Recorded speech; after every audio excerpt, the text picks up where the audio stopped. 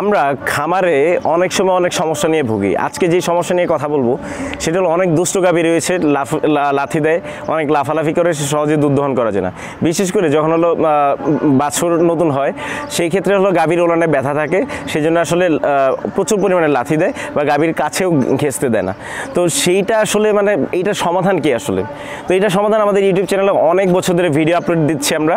তো আজকে আমরা আবারও কথা বলবো এই প্রোডাক্টটা নিয়ে, যেটা হলো এন্টি কিকলক। ভিডিওতে দেখতে পাচ্ছেন একটা প্রোডাক্ট গাভীতে লাগানো হচ্ছে, যেটি হলো গাভীর এন্টি কিকলক। এটা তুর্কি টেকনোলজির একটি এন্টি কিকলক, যেটিতে রয়েছে টোটাল 6-12টি লক।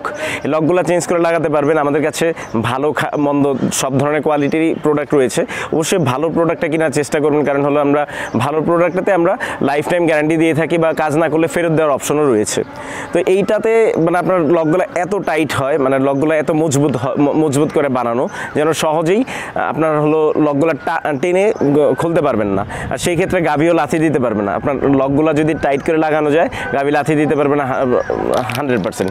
তো আমাদের চ্যানেলটি সাবস্ক্রাইব করুন।